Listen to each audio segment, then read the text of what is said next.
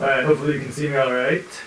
Messy hair, but back in my room in Kamloops is amazing. No poster of the communist kids pushing the peach, but map of Buenos Aires up here that was sort of like made accompaniment while I was in Buenos Aires. Anyway, so before we get to the Buenos Aires vids, I guess I'm going to review the 2 weeks that I had here in Kamloops for Carmin's wedding.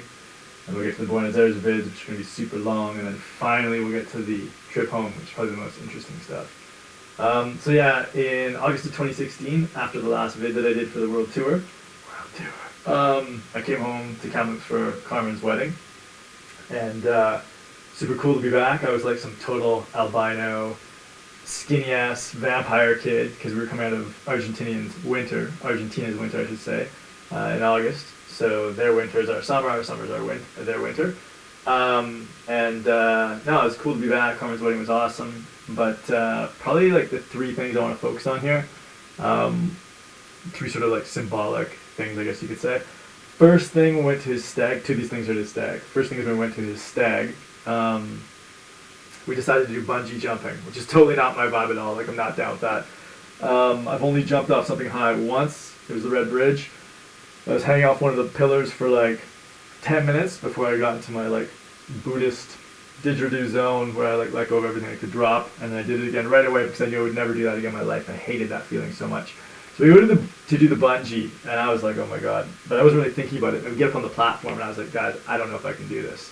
And so people are jumping off, no problem, because they're all, normal humans. And I get there, and I'm like on the edge, and I'm like, this is insane. But I knew I had to kind of get to my didgeridoo, like my zone, to be able to do it. And that takes me a while. Like I said, off the bridge, it took me like 10 minutes. And the bungee guys just like, they weren't having that. They were like, you're either going to jump or you're not going to jump. And I was like, well, I can't jump. So I couldn't bungee jump. So that's basically the story, is that I wussied out as a pussy. I couldn't do it. And I'm not like sad about that because I hate that feeling of falling, but symbolically, I guess, for later details in the Buenos Aires videos, I couldn't take that leap of faith or whatever it is. But nah. So anyway, later at the stag, before we hit the bar, like I did back in Kamloops, and I had tried smoking weed a couple times, but at the same time I was like drinking alcohol, not water, and so I couldn't really notice the differences between the 2 of them. I never actually had felt high by that point. So we get to Carmen's stag, and one of his buddies is like, all right, well, you can try vaping. So I was like, okay. I took like way too much. I was coughing like crazy, and still nothing was happening. So I'm sitting on the couch, and they're like, don't worry, man, you'll feel it in a bit. And sure enough, at one point, I like look up, and there's like Scott Barker, and basically it was like you have SD television and you have HD television. And the world, for my story here, its highest resolution is SD.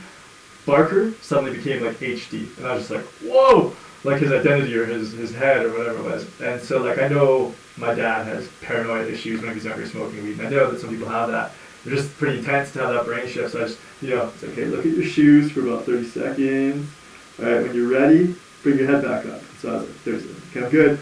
And then I was like, yeah, definitely high. So we go to the bar, and I was with Carmen's crew, like in Carmin, and when we entered the bar, I realized that I knew I was high, but this was my reality in this moment, that if I lost physical sight, like if I lost view of my people, Carmen's friends and Carmen, I would go into another story in that bar, with other people in that bar, but I would never be able to come back to my story, like with Carmen and his friends and that world.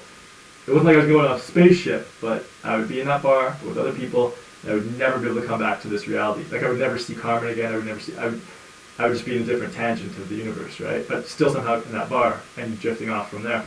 And so after about an hour, I was like, okay, I think I can go to the bathroom now. So I went, took a pee, and came back, and everyone was still there, and it was cool. That was an interesting one, just in the sense of like stories and what your story is, and like maybe drifting off in other stories. More symbolic later on that. And then the third one, this is fairly difficult to explain. Before I even came home, I was messaging with some of the dudes who played in like sort of the first generation of Kamloops underground punk bands. And like when I was growing up, for me, probably one of the most sacred things for me in my life I've ever experienced. One of them is being a part of that sort of like teenage punk underground gig heavy metal music scene. Not that I was playing, but just being in the audience, feeling the music so much, being with all these other kids who are totally feeling it, and just like our own space, not at school, not on a football team, but like our zone, and just being in that space with our peers or people a little older playing music. Anyway, when you're in something, you can see the reality of it, the positivity and the negativity. It's not like a romantic thing. You can see what it really is, even if it's amazing. It was amazing for me, but obviously realistic. It wasn't like this like holy, sacred thing.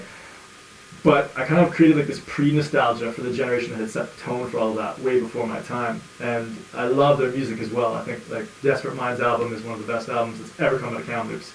It just has this real purity to it. I really, really like it. And so I had these kind of like universe in my head, the pillars of that experience that I had growing up, but like the things that had set it up and the sacred pillars, that there would have been like nothing negative back in that day, when obviously there would have been, but in my mind not being there, you can create that. So I was messaging with those dudes, those older dudes, about like, you know, maybe getting some of their releases, their records that weren't available or were hard to find, maybe talking a little bit about what that scene was like back in the day. And I was doing this before I came back to Kamloops. When I got back to Kamloops, I ended up meeting up with a few of them and getting some awesome like 7 inches and just hearing stories from these guys about what it was like. It was really cool. And actually it was interesting because when I was back after the stag, one of these bands, the current incarnation of them, Pim, played at Cactus Jack's opening up for SNFU.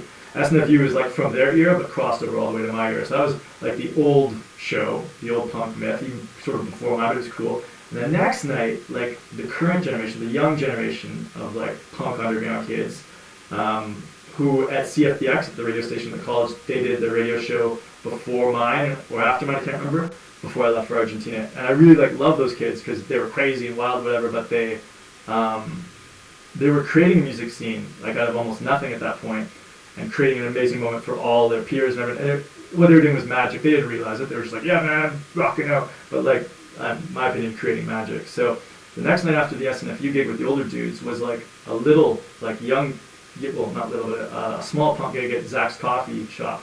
And it was with the young kids who set it up. And it's really cool because one of the older dudes from the original era, before my time, actually came to that show. So it was like this total cross-generational thing. And at that moment, I was just like, wow, this is just amazing. And I talked to all those kids and talked to him, and it was great.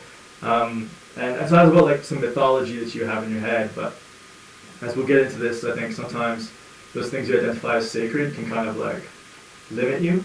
They're not only like your church or your castle or your temple. Sometimes they can almost kind of become like your prison. And some of the stuff I went through in Argentina, letting go of some of those things, we'll get into. Oddly enough, the headlining band at that show at Zach's, that young concert, they were called Prison. They were from Denmark, Copenhagen. They were like awesome, but sort of on that same theme as well. So anyway, that's pretty much my awesome experience in Kamloops before having to head back to Buenos Aires at the end of August 2016.